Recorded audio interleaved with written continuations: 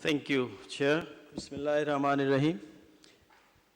Excellency, the Chancellor, ladies and gentlemen, Assalamu alaikum and good morning to you all. I want to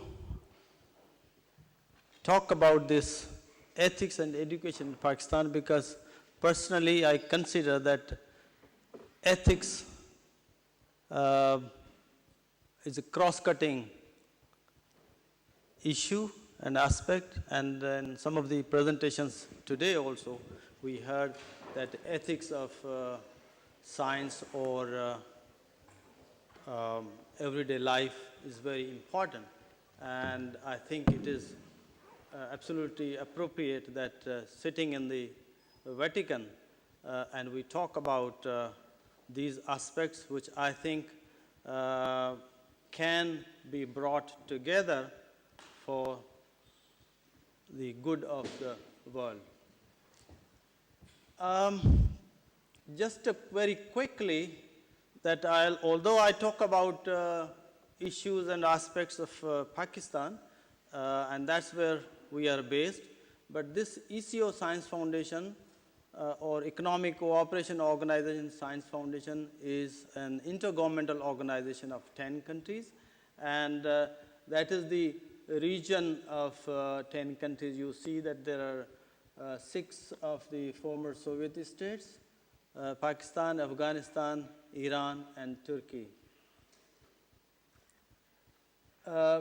Objectives of the organization are to support, promote, fund scientific technological research, but we strongly believe that until and unless there is a strong base of science at the school level, the higher scientific research or development won't take place. And the policies also need to be in harmony. Well, to start with what I mean by ethics, ethics is a code of conduct, as you all know, that an individual, group, or society holds as a definitive stand in differentiating right and wrong. While the education is considered as central to moral fulfillment of the individuals and the well-being of society in which they live. The principles that are followed in principle, should I say, in Pakistan are the principles of Islam. And the Islamic moral system stems from its primary creed of belief in one God as the creator and the sustainer of the universe, defines the universal fundamental rights and standards of humanity by which actions may be deemed moral or immoral. In Islam, the concept of taqwa means the moral ground that underlies human actions and signifies the ethical sense which makes human beings aware of their responsibility to God and the society. The concept of social life of the Prophet of Islam, Muhammad, peace be upon him, to whom God in Quran called Rahmatul lil Alameen. It did not call him Rahmatul lil Muslimin, but Rahmatul lil Alameen, blessings for the worlds. And it's very much positive and constructive. According to him, the loftiest service is the service to humanity. And I think to serve humanity in an appropriate manner, the better way is to guide him, teach him, or in broader terms, educate him.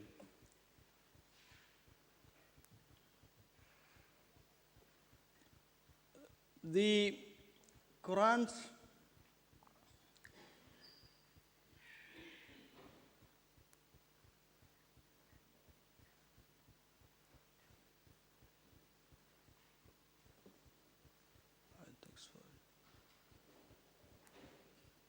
Yeah, I went, I think, back, yes?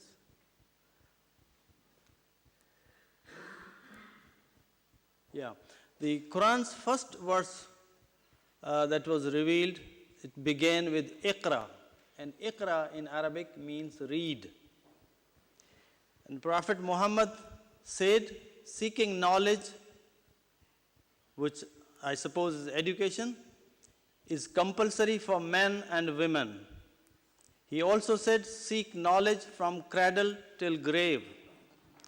He further said, seek knowledge even if you have to go to China. We have a colleague from China, which I think perhaps in those days was considered far away from the Muslim base and maybe a difficult journey. So Islam inherently, because this is also a concept, generally people say that in Islam perhaps women are not allowed and there are a number of issues. But Islam, true Islam inherently and irrefutably gives women the rights and respect as equal before God and also in this world. And Prophet Muhammad always demonstrated great respect for women and held his wives and daughter in great esteem. His attitude towards women is characterized by politeness, equality, love, and respect. Pakistan, as I mentioned, follows these Islamic principles as per Constitution. And the Constitution of Islamic Republic of Pakistan states in its preamble, and I read, whereas sovereignty over the entire universe belongs to Almighty Allah alone, and the authority to be exercised by the people of Pakistan within the limits prescribed by Him is sacred trust. It further says, wherein the Muslims shall be enabled to order their lives in the individual and collective spheres in accordance with the teachings and the requirements of Islam, as set out in the Holy Quran and Sunnah. And I would like to mention here that as far as I have read Quran and studied it,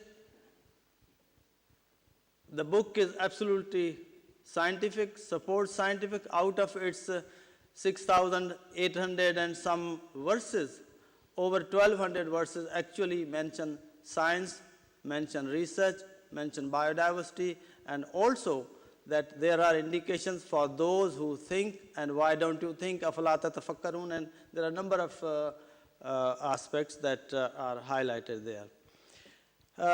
The state of Pakistan has this obligation to provide free and compulsory education, and it was in the 1973 Constitution.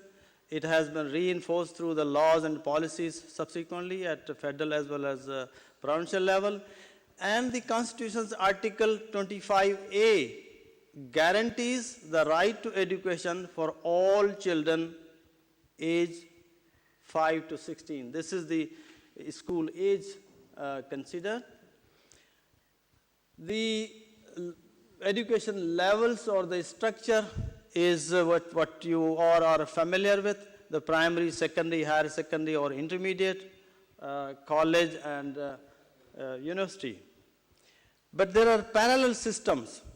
There are public schools, the government schools, which are generally Urdu medium or Sindhi medium up to primary level, or in one province, the Pashto medium up to primary level. But then there are private schools which are essentially English medium. But there is a third category of public-private partnership schools.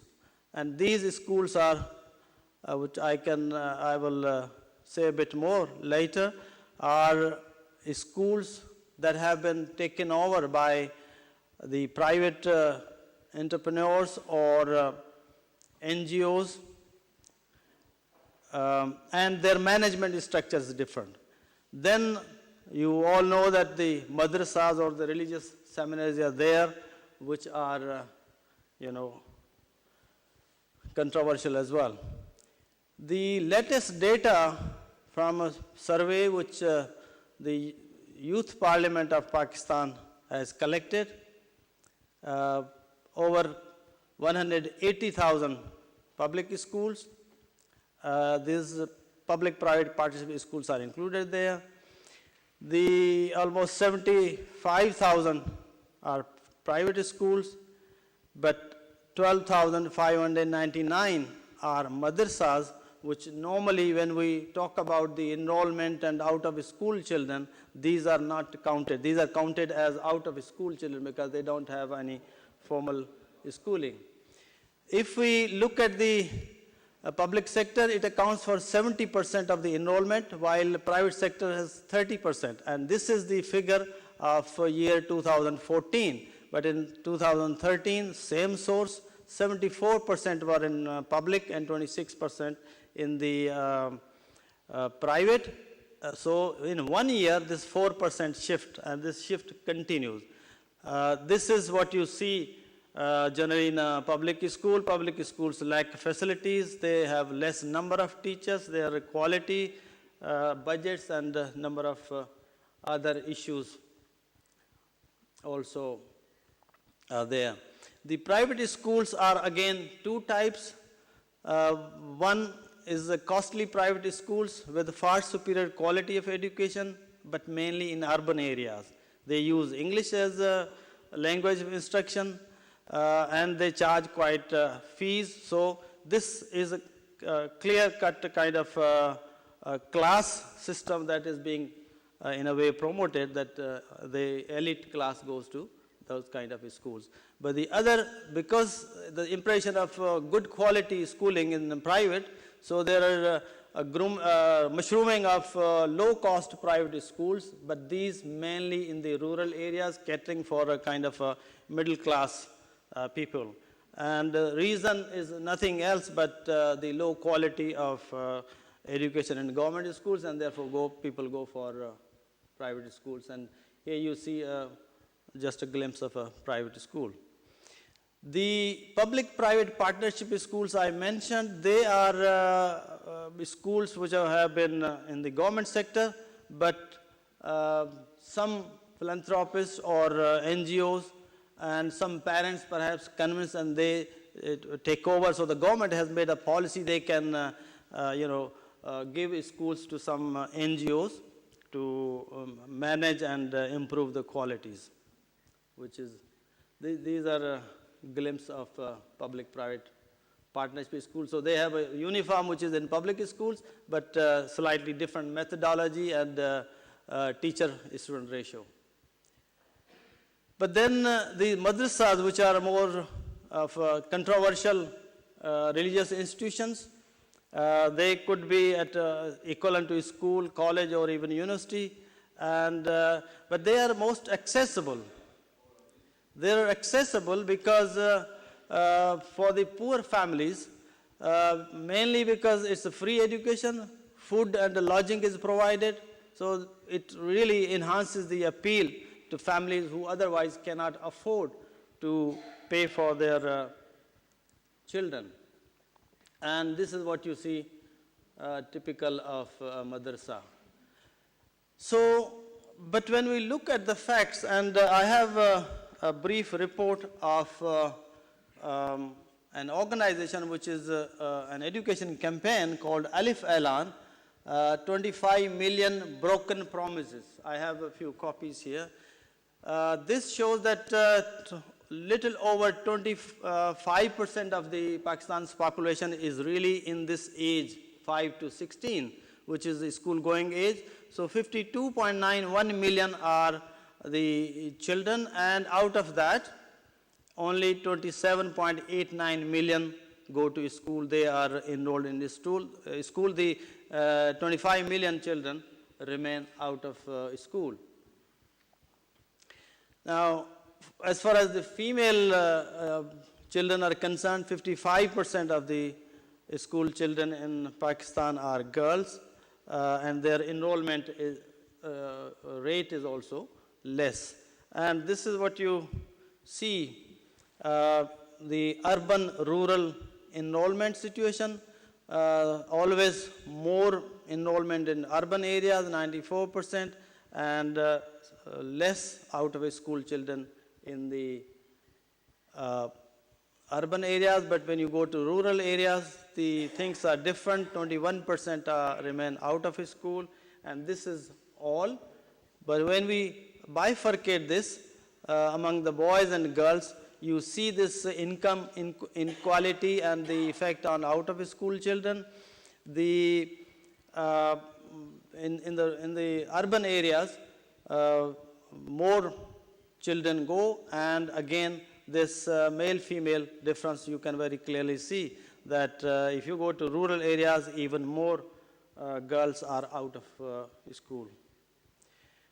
But if we look at the school facilities versus, public versus private schools, the primary level, the private schools with reference to facilities are better. Of course, the playgrounds, they have less, reason being that the private schools are generally either in small houses, or if they are specific buildings, even then they are smaller, whereas government, because of the system, generally has a relatively better grounds, because when they allocate the building, they have a better position. But if you go to the rural areas, even the private schools are worse off. So there is, I said about the principles and the Islamic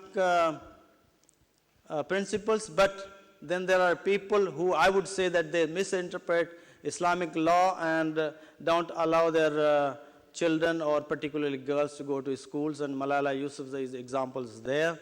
Whether it's a lack of education or vested political interest, what I personally see is that it's a lack of education and perhaps vested interest also, who feel threatened from the educated and knowledgeable, so they keep them away from the education. But this has been discussed that another important reason is thought to be the growing injustice, disparity, and violence in the society. And I think this immigrant crisis in Europe, there is one reason also of this poverty and disparity, that they go for greener pastures. So madrasas have been a kind of a controversial education institutions, and the international scrutiny since 9/11, that's when after that they got this more focus. But you see, this is a study on the basis of that they say that there are two divergent pictures, that the source of radical ideology, or maybe it is the network of social security for the underprivileged who are ignored by the states. And we experienced in the recent past in the earthquake of 2005 and the recent earthquake of this year, that these groups and communities go to help people and therefore win their sympathies, and that's how they are then carried away. Professor Soomro, 2 minutes left. Yeah. The curriculum is another issue. If it's studied, there's no science or mathematics. They are more of the religious material that they memorize, and without understanding. Because if they don't understand, then it only promotes kind of brainwashing, if you like. The content is not there, and the methodology, of course, is absolutely different, which also, when they talk about the condemnation in the society to the madrasas, that encourages the youth also to go towards militancy. So there is a distorted version of Islam by some madrasas, and because some of the religious groups have also become political parties, and therefore they use the madrasas as breeding grounds for their voters. So I would like to submit to this august audience some of my thoughts and recommendations. I question, are not all human beings the children of one God, Allah, Bhagwan, or Ishwar? Do children have a religion? Do religions teach wrongdoings? I believe all the answers are in no. And if that is the case, then let us find out what common point various religions have and promote interfaith dialogue to address all issues of all the people of God. And I'm so pleased and touched that Pope Francis has been successful in this historic effort of bringing US and Cuba, which for so many years were, at loggerheads, and they are come to negotiate and together. Perhaps he can also, use this education of children, and we have been talking about the power of education and the power of teaching. The other proposal I have is that I think all heads of states should have science advisors. The World Science Forum also recommended that, and I think this would be wonderful if the Academy also has a role or science advisors appointed, and that can then lead to drawing also from the biblical and Quranic verses to support this mission of education. I thank you all very much, and God bless you.